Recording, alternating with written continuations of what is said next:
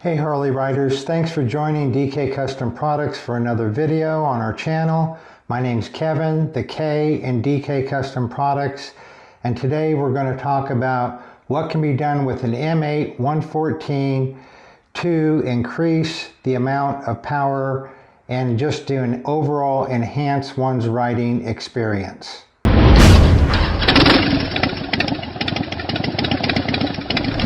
Let's get one other thing out of the way here, and that is that I do not have any before charts of this bike. And that's because there are not very many trike dynos near us, and I just never had the trike on a dyno before we put the cam in.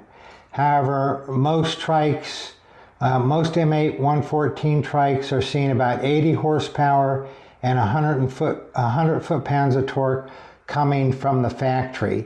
And then we'll put up a couple charts right here on the screen where you can see that just by doing a great stage one, you're seeing anywhere from a 9 to 17% increase in horsepower and torque just from a great stage one. And so we don't have them on this. I'm very, very happy with the power that this is putting out. As you can see in the chart, 124 foot-pounds, 117 right at 2,500 RPM.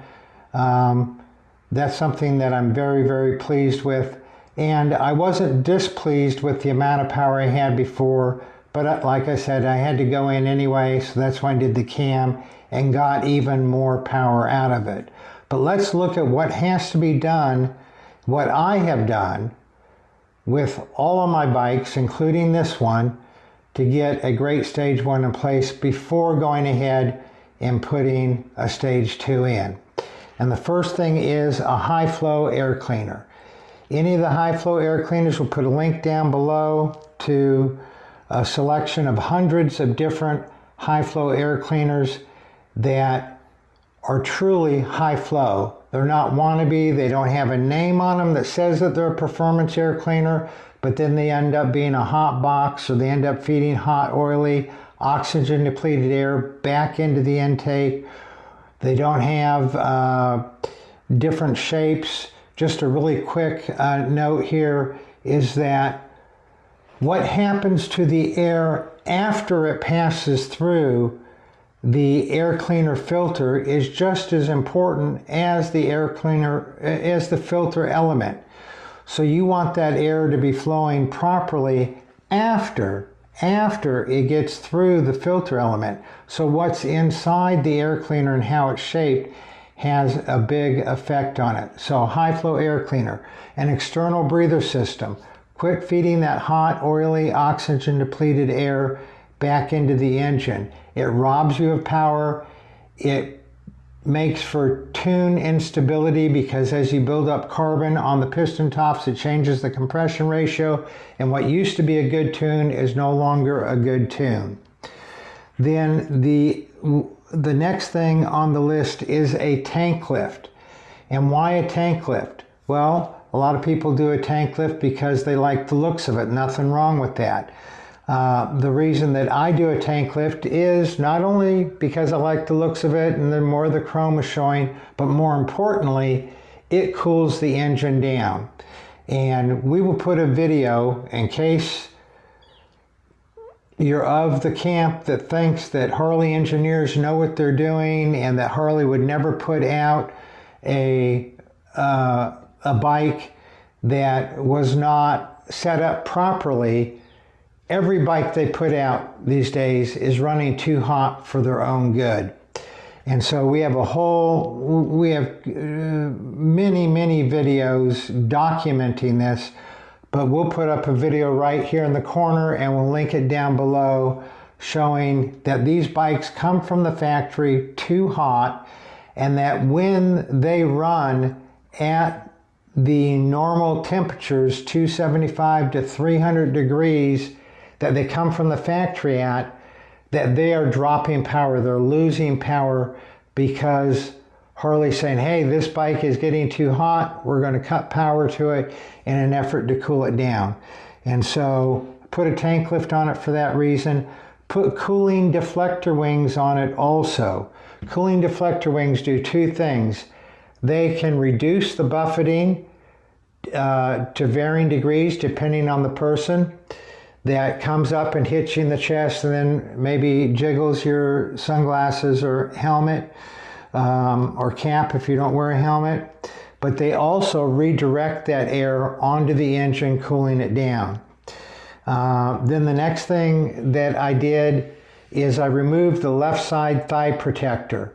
And that's so that the right side is still there and it acts like a scoop, scoops the air, shoots it across the back of the back cylinder, and then it exits it out on the left-hand side of the bike. Now, if I had two scoops there, then the air would come in here and the air would come in here, and it just swirls around behind the rear cylinder. It's not very effective at cooling the engine down. But when you leave one scoop in place, one thigh protector in place, and remove the other one, now you have some good airflow that's going to help cool the engine down. So the next thing I did was put on free-flowing exhaust.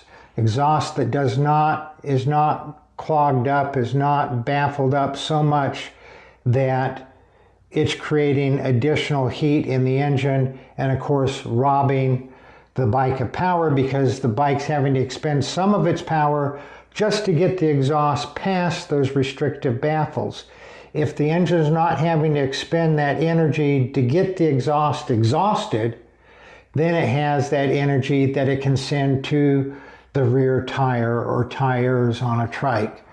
So we have a whole video on this. We'll put it up in the corner here and we'll link it down below about how having non-restrictive exhaust coupled with thunder torque inserts to prevent reversion helps the engine run cooler.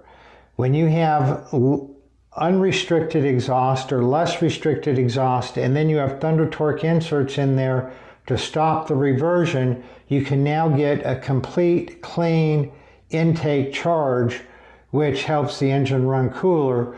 Whereas if you're experiencing reversion, you're not going to be able to fill that cylinder up with fresh air and gasoline because some exhaust gases are still in there, so you're not getting a full charge. So that helps the engine run cooler. Another thing that I do on all my bikes is use a performance oil filter. It's a permanent oil filter. It has less drag on the oil pump. If the engine's not having to expend energy on that oil pump, it can send it to the rear tires. And so by having a performance oil filter in there, I'm getting more power to the rear tires. I'm also getting better filtration of the oil. It's just overall better for the engine. I also did an oil filter relocation. I did an oil filter relocation for two main reasons. One is it makes it much easier to change the oil. You don't have to futz with that oil filter, and you can just drain it right into a pan. It's very easy. The other is getting that oil filter out from right in front of the engine. It unblocks that space. More air can hit the front of the engine to cool it down. It also gets that oil filter out in the wind better, so it can cool the oil down that's going through the oil filter. The next thing I did is I put an oil cooler on this bike. This is a twin-cooled bike. It has radiators, it has a water pump, it has coolant going around the exhaust valves. The entire engine is not water-cooled or coolant-cooled, just around the exhaust valves. But Harley, when they did that on the twin-cooled bikes, they dropped off the oil cooler. So the bikes that are twin-cooled do not have an oil cooler. They actually run hotter than the bikes that are not twin-cooled. So a bike with coolant runs hotter than a bike that's just air-cooled. It's absolutely insane. And we did a whole video on that. We'll put it up in the corner here. We'll put a link down in the description below about that pretty big faux pas that Harley did by deleting the oil cooler. You absolutely need an oil cooler on the twin-cooled bikes. Then the other thing that I did is I put Jim's fans on there. A lot of people use the Love Jugs. I've used Love Jugs in the past. Before that, I used the Ward's Parts Works fans.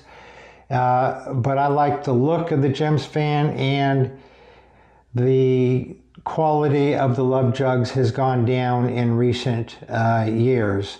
So I like the Jim's fans, and there's a link to them in the description below.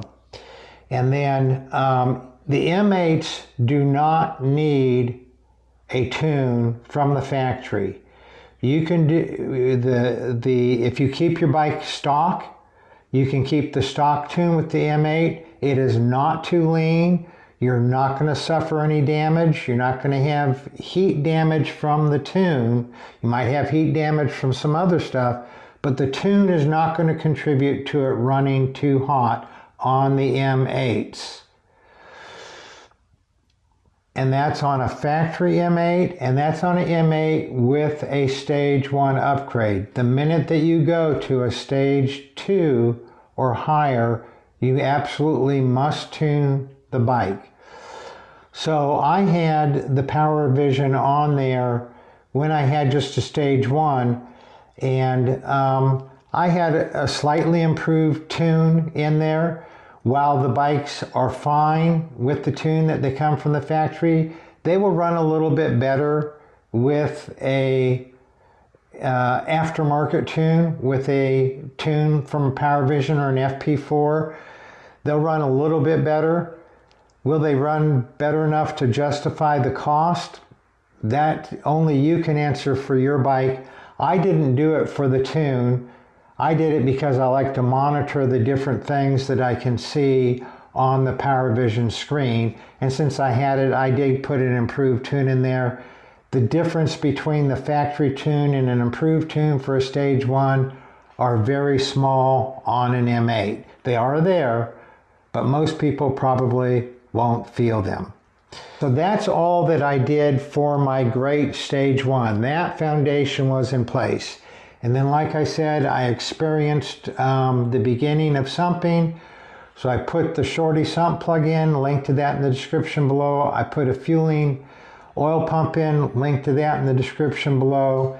While I was there, I went ahead and said, okay, what's the best cam? I wanted a cam to do 2 things: to give me more low and mid-range power, and also to make the bike sound like a Harley. The M8s are altogether too civilized. So here's a video clip you can hear of my stage 1. We'll play right here.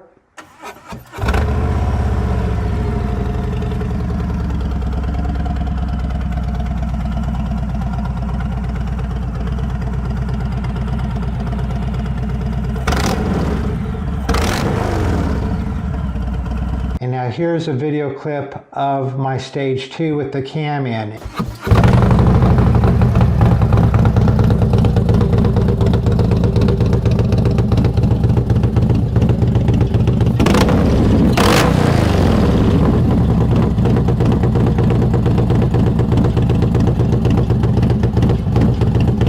And you can hear how much better, at least to me, it sounds. It sounds more like a Harley. It has a very erratic lope to it, which is what Harleys are associated with. And it just, before it was a civilized sound, and now it's a much better sound, at least to my ears. So I wanted more power, low and mid-range, and I wanted that lope. So the cam that I went with was an 818H. The reason that I went with the Maxell 818H is in a video that we have linked down in the description. I'm very happy with that cam. 101 horsepower, 124 foot-pounds of torque. That makes for a fun ride, and by doing the great stage 1 first, I got the most out of the cam possible. And I'm really, really enjoying how this is working out. Please put down in the comments below if you have an 818H or if you've used any max cell cam, because more and more people are using those because they're finding out that they are really, really good cams. So put that down in the comments below. If you have any questions about ways to get a great stage 1 on your bike, send us an email to support@dkcustomproducts.com or give us a call at 662-252-8828. We'd be happy to answer any questions you have. You all ride safe out there.